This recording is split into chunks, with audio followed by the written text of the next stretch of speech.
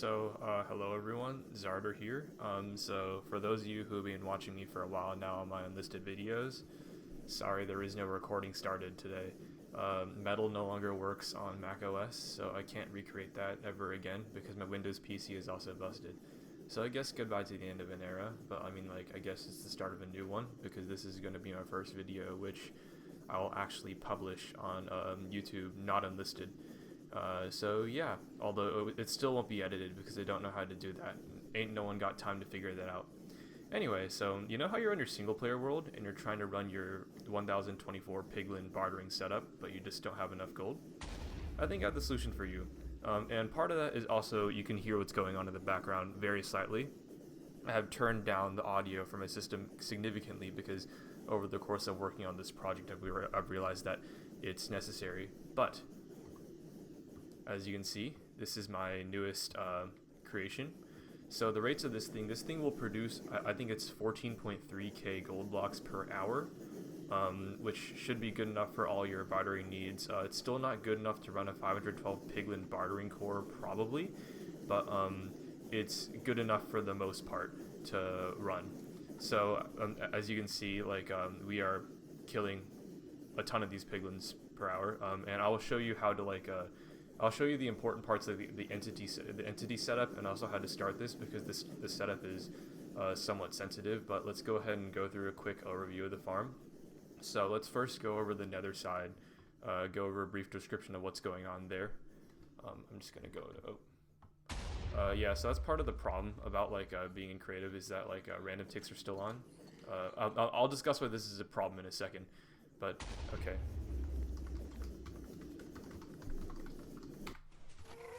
So as you can see, what's going on in the Nether side is we have this survival player. So this can be operated in single players. So there's no one in the Nether that's keeping that running. And yeah, so this is our single survival player, and he's sitting in front of 12 Ghasts, which are synced and sitting on top of an enchanting table to yeah, throw these fireballs. And these fireballs are still Ghast attributed as of right now. Ignore the fact that the entity rendering is yeah, as you can see, it's pretty buggy. But it gets pretty consistent around the end. You can see that they're traveling in pairs of two about twice every second, so once every half second. And our spawning platform is created by someone on Bilibili, but I optimized it a little bit for our purposes. So as you can see, this platform is about 31 by 32 in terms of portal linking area. And what's going on is the big piglins are being pushed in by these boats. So it turns out that a boat doesn't need to actually collide with anything in order to push the piglin, right? So it doesn't need to actually be touching the hitbox in order for it to push, right? So they're still able to spawn in this gap, but they get pushed. So as for the setup, we have these trapdoors here to block the magma cube spawning. And over here in this middle row, because 31 by 32, we can't fit these rows of boats perfectly into 31 by 32. So we have one row, which is just them aggroing and running. And for these, the trapdoors need to be one level up because I'll explain when we get to the overworld side, but the idea is that we don't want them jumping on top of this trapdoor because it makes them a useless kill more or less. But yeah, so the important part is the boats push the piglins into the portal. And the reason why we have all these armor stands here is because these actually block magma cube spawns or just spawns in general, because entities cannot spawn intersecting another entity. And for those of you that might say why don't you just put glass here? The reason why I don't put glass here is because what's going to happen is baby piglins are actually going to pathfind onto the glass first and then into the portal, which extends their lifetime just long enough to drop the spawn rates a bit. So it's important for us to get rid of them quickly, so we have to use armor stands like that. Oh yeah, this is the reason why my hostile mob sounds turned down way low, because it's actually so irritating to listen to this over and over again. As for keeping the zombified piglins in bounds, so as you can see along the edges here and in the middle, we have fence gates. And the reason for these fence gates is because the big piglins will nudge against the fence gate. The baby piglins will drop through sometimes, but it's not that big of a deal. We don't lose too many of them. I think it's about 60 per hour, which we can easily tolerate. And then we have an optimization that was found by Underscores, which is a user in Technical Minecraft. In the Technical Minecraft catalog, I believe is the name of the Discord. He was a huge help throughout the development of this farm. He's helped me like in terms of like the general optimization and also listening to music and stuff like that. So yeah, big thanks to Underscores, and also I need to credit JGL for like the Ghast thingy. He's helped me a lot with like weird gas stuff, and Hydrogen is the one who has like this original. Hydrogen was one who designed like the main core of this. I modified it for my own purposes, but yeah, the main core is Hydrogen's. Okay, let's go ahead and go to the overworld side. Actually, there's one last thing I forgot to mention. So this is how this thing gets started. So there's nowhere good to put a turtle egg. We need to lure all the baby piglins into the portals, but there's no room in the middle to put an egg where they won't just step on it. And also we need them to run to the portal a bit faster. So we have 20, I think this is like 23 or 30, I forget, name tagged zombified piglins in this scaffolding right here, and they're held in with this fence gate for minimum height map impact. And then they are aggroed onto this skeleton, which shoots arrows at this iron golem. And then this iron golem is protected via this circuit, which will, what this basically does, I'll cut out a lot of the particulars, is that when this thing gets a signal that the farm has started, it will allow one of these guys to get killed before closing the gate again. And then when a second one comes in to refill the bank, then it won't restart until the next time this farm is started. So that's more or less what all this does in simple terms. And we need to kill the entire zombified piglin each time, because like we can't just have the skeleton shoot one arrow. Like we can't time it perfectly for that, because one, the syncing of the skeleton shooting the arrow isn't quite right, and also arrow detection is kind of jank. It's much easier to detect if we have one zombified piglin dead, and so that's the way we do it. Yeah. Okay, might as well move on to the next thing, I guess. This is the important part. And yeah, so this guy's sitting on top of a slab in the odd case where a big zombified piglin jumps up and almost hits this guy. I don't know how that happened, but it happened a couple of times, so he's sitting on top of a slab now, and then it hasn't happened in about 200 hours of testing, so I consider that good enough for my own purposes. I'm not running this for 1,000 hours. 1,000 hours would be approximately a week. And the reason why is because on an Oracle server, which is a pretty high-end server, I had 8 gigs of RAM and 2 OCPUs. I believe it's not really, for server standards, it's decently strong. I'm running this right now on a Mac, which is why I'm not lagging at all. If you look at my TPS, it's like 23, but that's because like the Mac M2 actually has like a really good processor. So on your computer, you'll probably need lithium to run this, and I would recommend running this in the world download for a number of reasons I'll get into soon. Oh yeah, and as you can see, these fireballs are running into this portal, and then let's go to the overworld now. Okay, how do I do this in a way which doesn't break my computer? I'm just gonna do this. Yeah. Alright, so now let's get into this a little bit. So, what's going on is that the fireballs are coming through the portal. They are getting trapped by these pistons. This is a change with the 1.21 momentum changes, but basically like after they added breeze charges, they somehow messed up how Ghast fireballs have their momentum calculated, which allows us to do this nifty thing where we stop the fireball and then move it with pistons all around the place. And what's going on down here is we have a gas looting setup. So they actually broke a little bit about Ghast fireballs in 1.20 or 1.21, sorry. So it used to be the case in these gas looting setups that you couldn't do the sort of nifty fireball redirection stuff, but they also had the advantage that you could transfer ownership between Ghast fireballs via explosion and not direct projectile impact. They changed that in 1.21, so that's no longer possible. Okay, I really hate the fact that random ticks are on. This is kind of messing me up, so I'm just going to turn them off right now. So in terms of like actual survival single player use, this won't be a problem.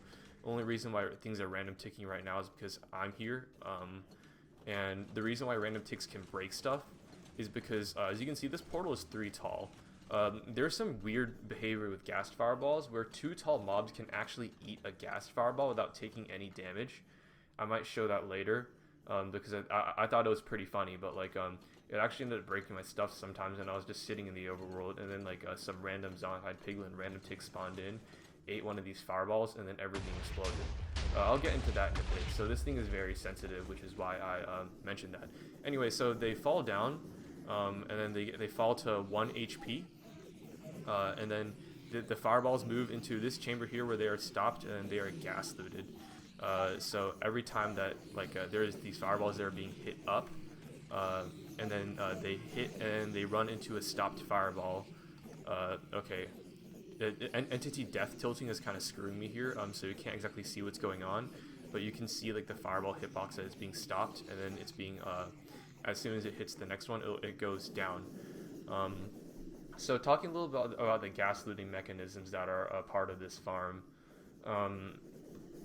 So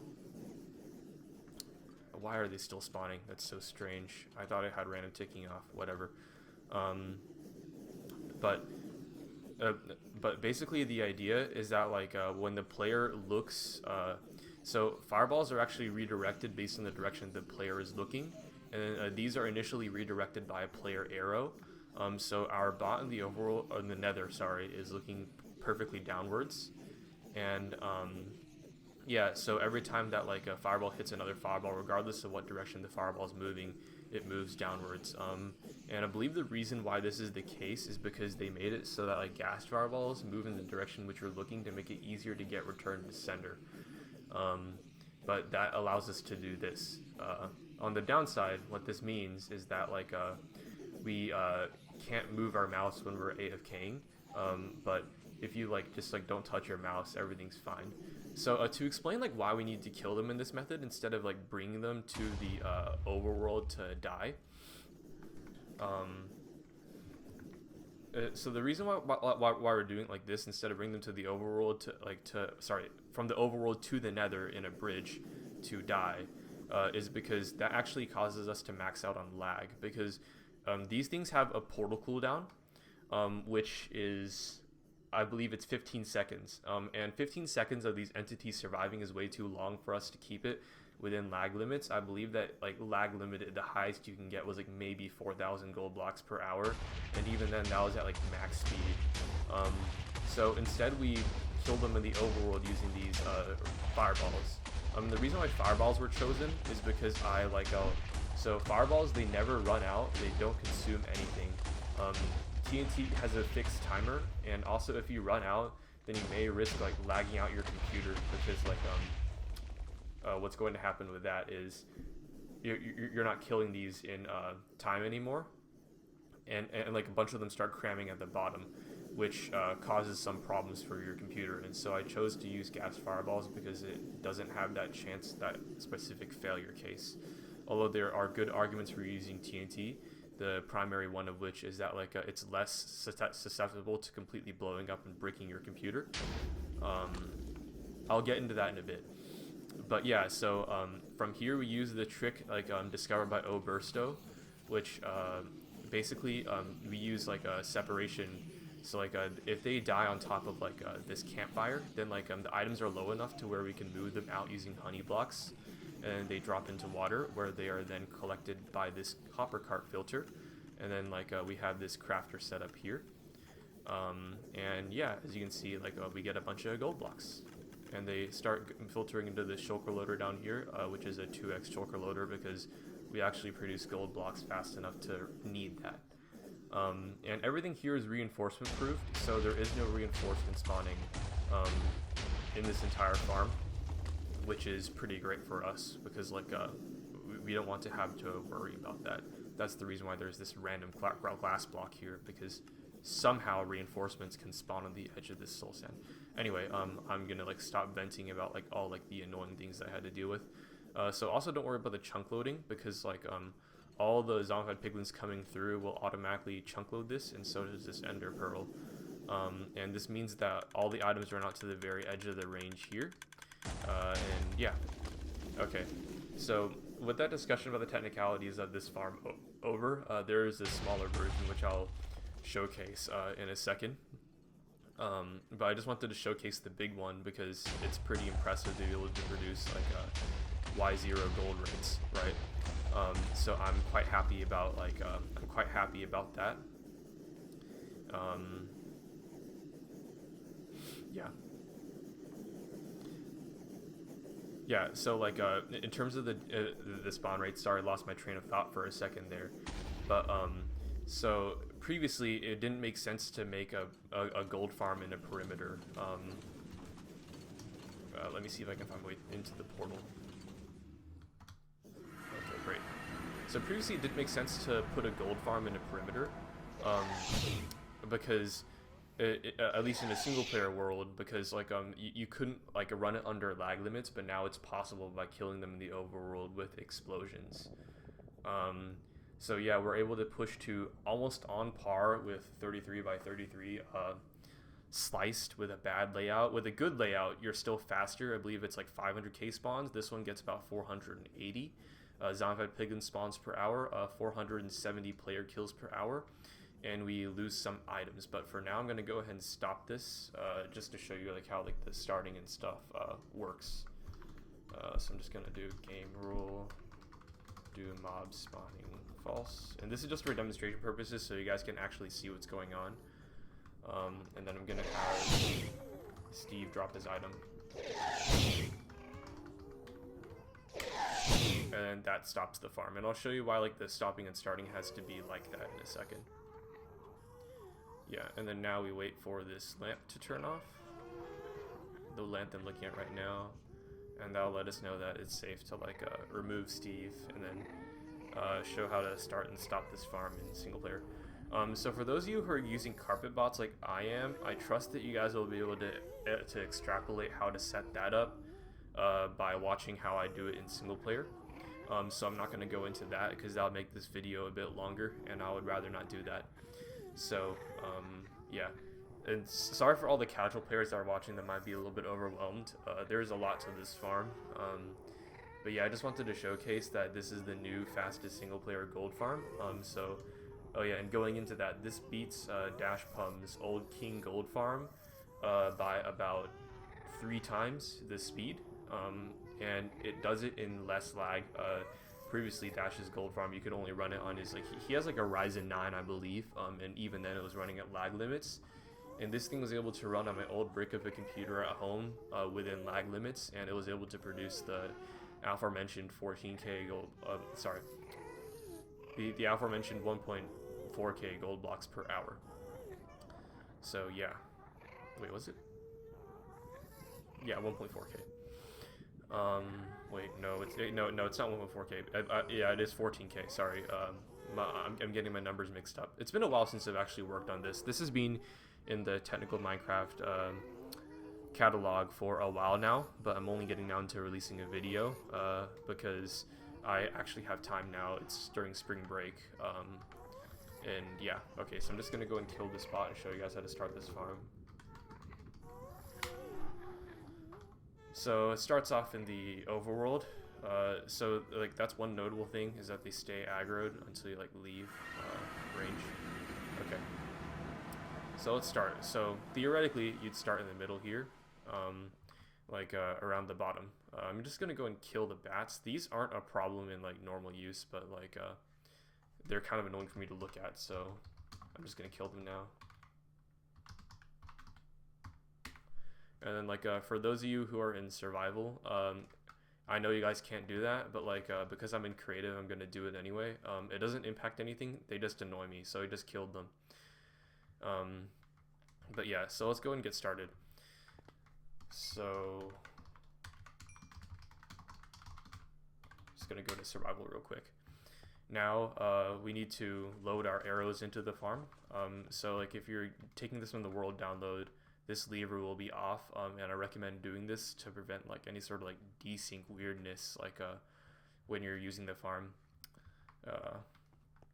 because like it'll be best to have no moving parts when you leave it. But yes, so I'm just gonna shoot an arrow, and then it gets aligned.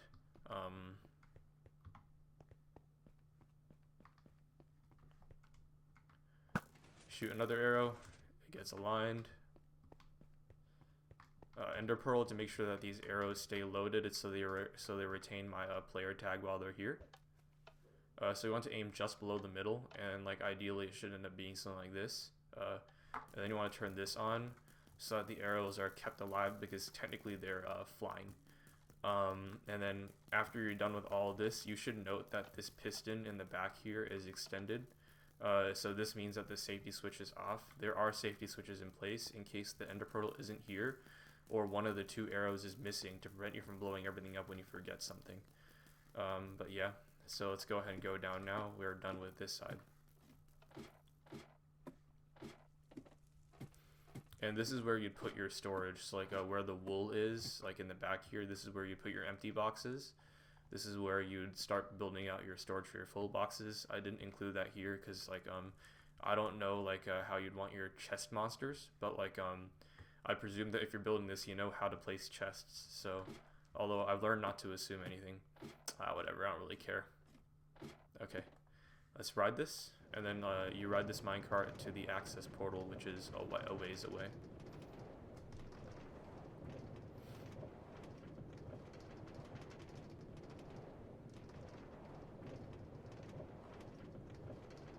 Yeah, so one notable thing about this farm is that it doesn't produce XP, which like some of you might consider a downside, but like you know, I honestly don't really care much about XP. It's currently voided with catalysts, so I don't have to worry about it.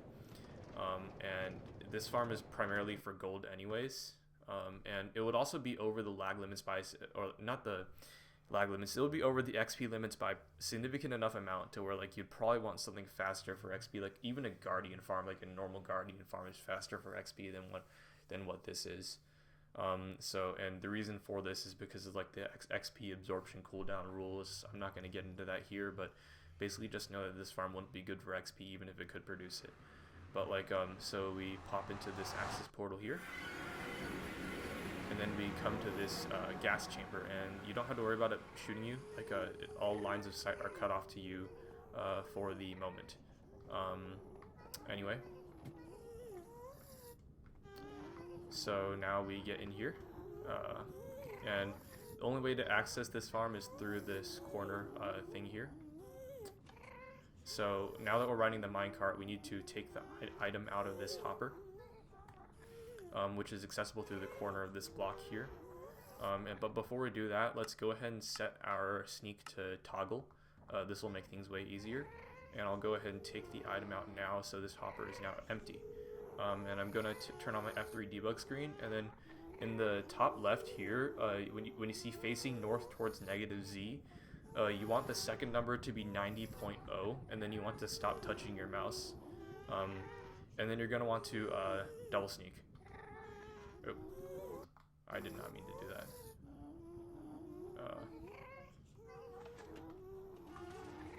And then you're gonna want to sneak and then unsneak. So the reason why I wanted to sneak, like, because even though you pop out of the minecart looking like you're sneaking, it's a visual bug. You're actually not sneaking. So you need to unsneak and then re-sneak, like you did just there. And then as you can see, like, the fireballs are working just fine. I'm not going to like go into free cam to show you how this is going, but yeah. So fireballs are going just fine.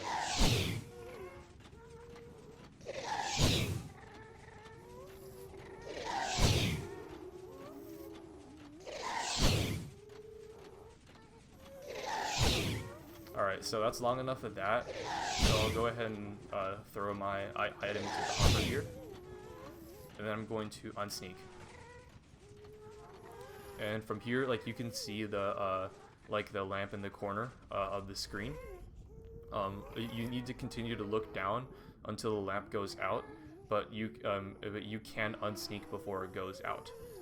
Okay, so now that it's out, I'm gonna go ahead and leave. So the way that you would leave is you would drop down the front here, and then you're going to exit through this. And the reason why I'm doing this is because like the desired entry condition is to ride the minecart, take the item out of the hopper, and then sneak, and then look down the whole time, and then drop items so that the hopper fills up.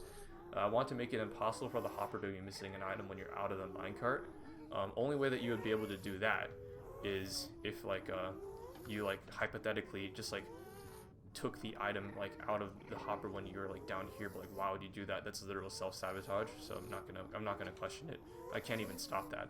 So but yeah, so that's how you would start and use the farm. And then to get back to the thingy, you just go through the access portal and ride this minecart out to the collection system to go grab your gold, and then that's that.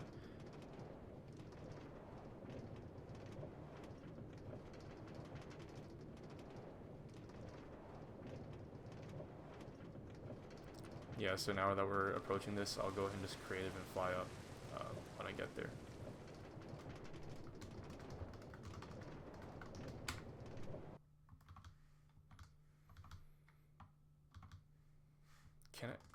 Can it really not fly up? What's going on here? Okay, hold on.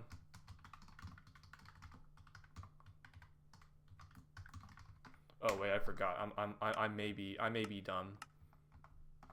Okay, there we go.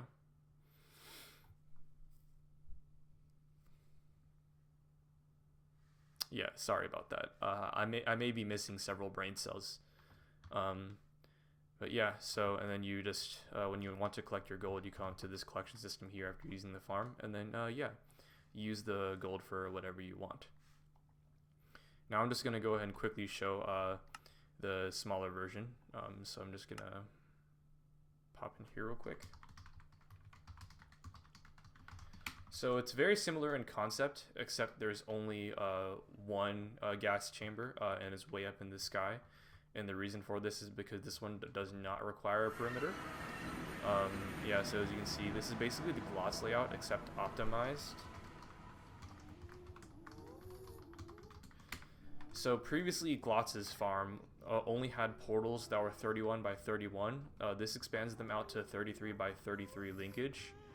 And yeah, 33 by 33 linkage, and expands it out to build height, and it also makes sure that like the player is positioned far enough away to where the can spawn sphere doesn't intersect with any of the pack spawning skirt. So yeah, this basically optimizes GLotz's gold farm, and this thing gets 6.3k gold blocks per hour instead of 4.4k like GLotz's design gets. So it's a pretty I keep forgetting that you can do that when you're in creative, but it's a pretty significant rates increase by doing this sort of optimization here, and I'll show you how to link this properly in the final moments of the video, where I'll include notes for anyone that's actually insane enough to build this. The other difference is that there's 6 ghasts inside of this instead of 12 in the other design, because there's only one ghast chamber, and the startup process is very similar for this one compared to the other one. Yeah, it's basically the exact same, except the difference is the access mechanism. So like if I were to access this, then the way it would go is I would like so this is where the minecart is, right? Ride this, shift up, sneak, exit this way. I'm just gonna fly real quick because I'm too lazy to like do all this, and then to access the overworld side, you just come up this way, come out through this portal, and then you go down this way, and this is where your ender pearl goes. Your arrow goes here, and then your storage system is all the way down here, and this is a 1x shulker loader as opposed to a 2x, because we don't need a 2x for this one. This is just 6,000 this is just 6,000 gold blocks per hour, so we're just fine. All right.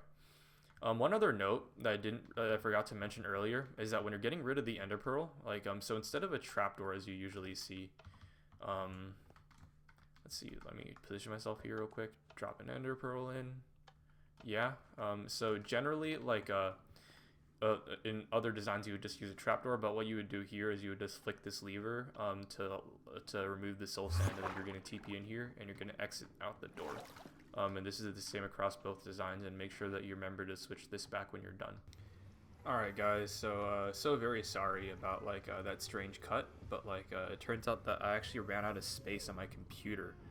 Don't know how that happened, but Yeah, so I'm going to create like a second recording, like with this in mind now, discussing how to do like the portal linking in the building, as I was going to start talking about like after that cut.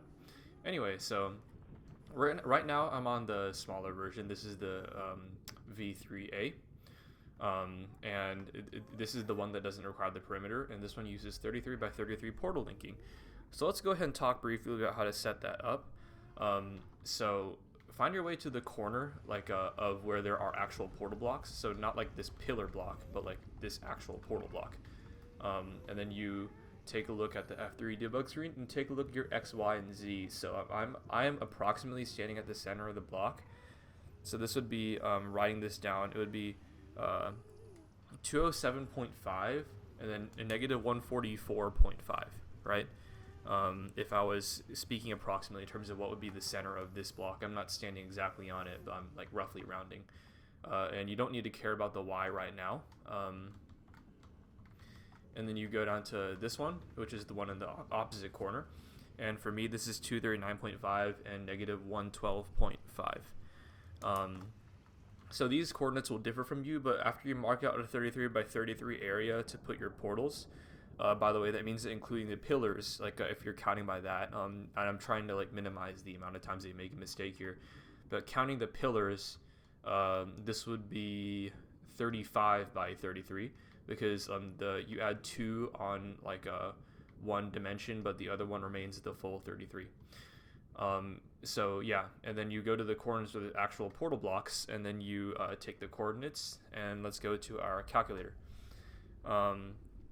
So take both x coordinates, multiply them by 8, add them, and average them. So 207.5 times 8 plus 239.5 times 8 divided by 2. As you can see, like this gives us 1788. And a good way to check if this is the correct 2 coordinates is that if you take the difference, it should equal to 128 or negative 128, depending on which number you put first. And if it's not, you know you got it wrong. And then as for the other one, we have it's negative 144.5, and then plus a negative is a negative, so just keep that there. Then this is negative 112.5 times 8 divided by 2. This gives us negative 1028. And then if we take the sum, because the subtracting a negative number gives a positive number, then we get negative 128, which shows that these 2 numbers are correct. But yeah, so the idea is that you go to like the centers of the corner blocks, multiply those by 8, average them, and then this gives you the block which should be approximately the center.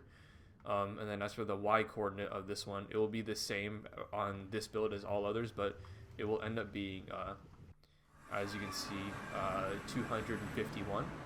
And the center block of this portal is 1788, negative 1028 as calculated.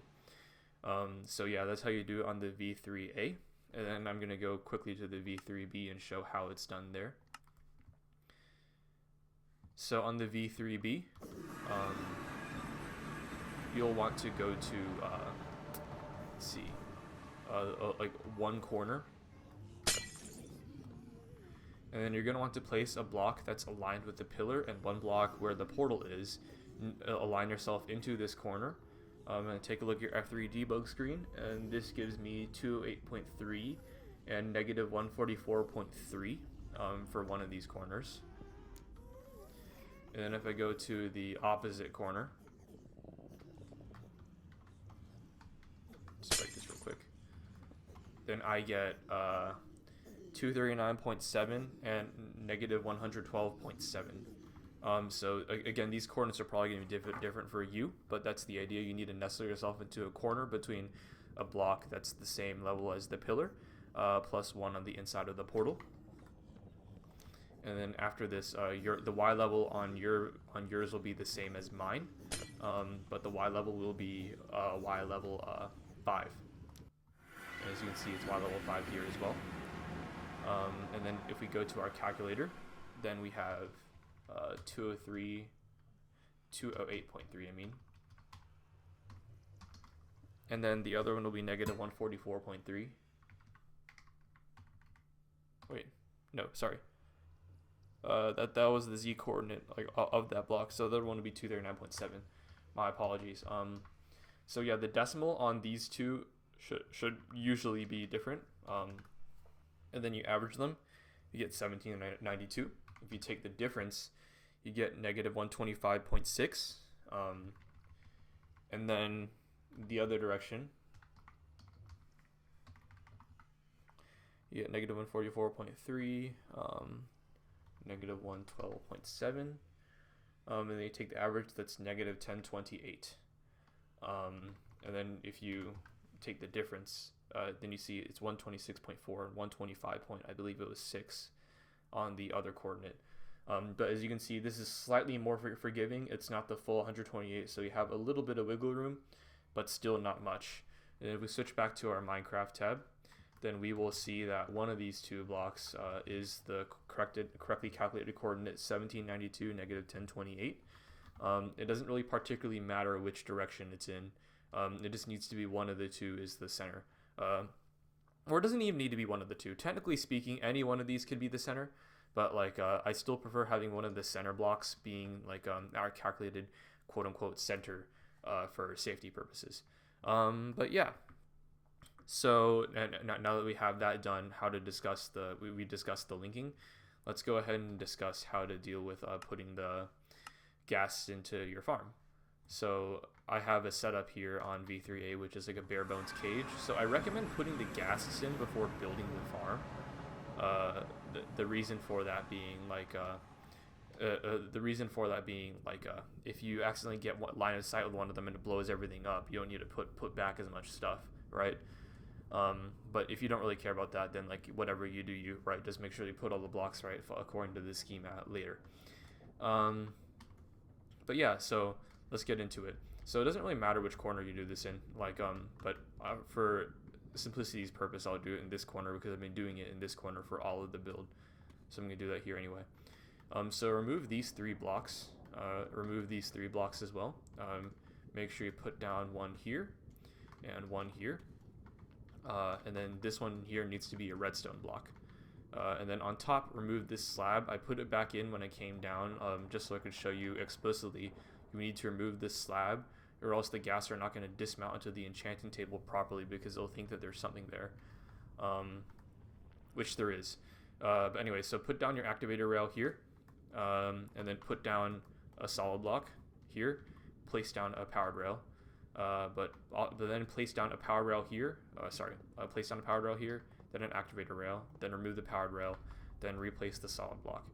Now you have like your setup here, and I'm going to now place a trapdoor here because you'll need this to remove the minecart.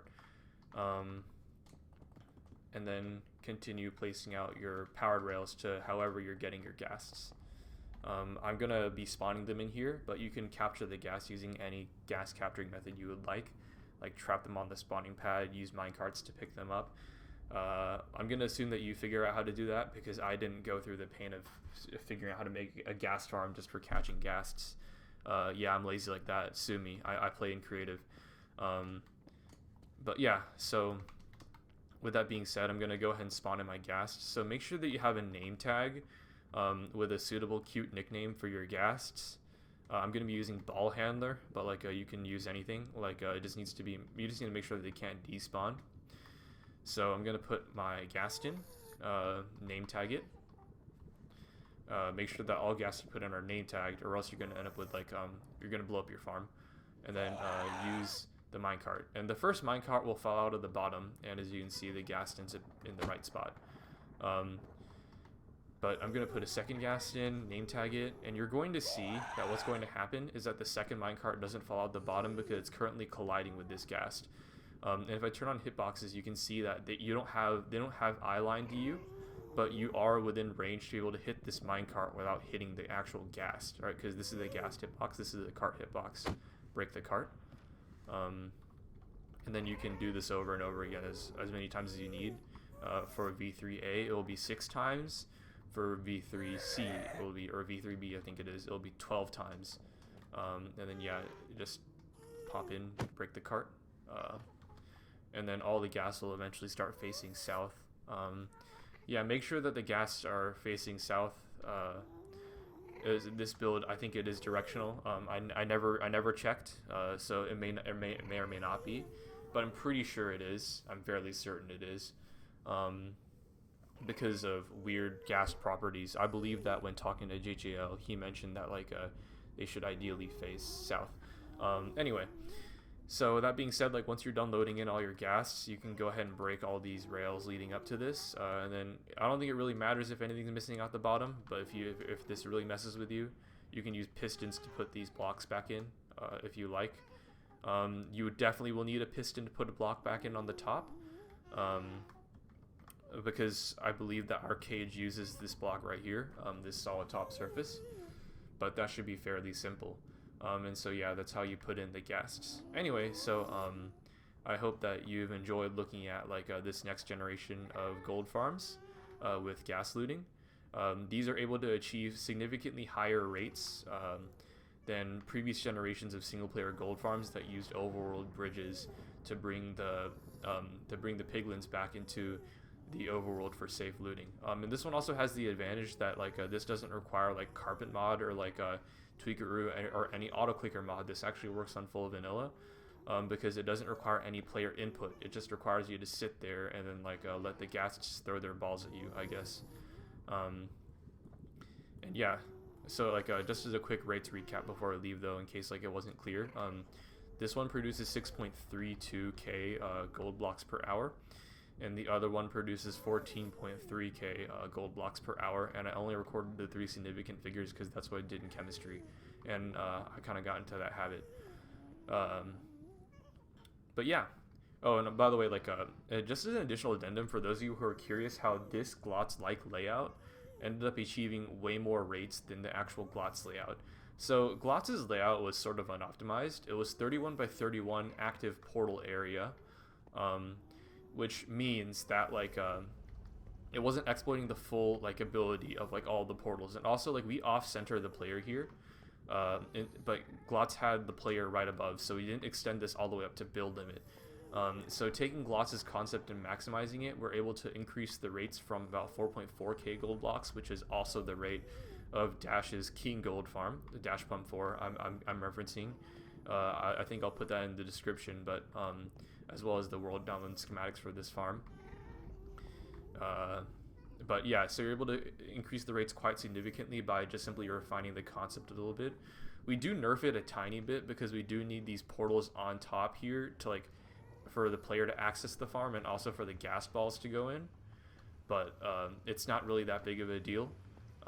It's like maybe at most like an extra 1,000 spawns if you extend this up, which isn't really that much more in rates. But yeah, so this is the new fastest non-perimeter and perimeter gold farm in single player Minecraft respectively. And I hope you've enjoyed listening to me yap about this as much as I had fun designing this. Spoiler, I honestly did not have fun designing this at times. It took me forever. But yeah, peace.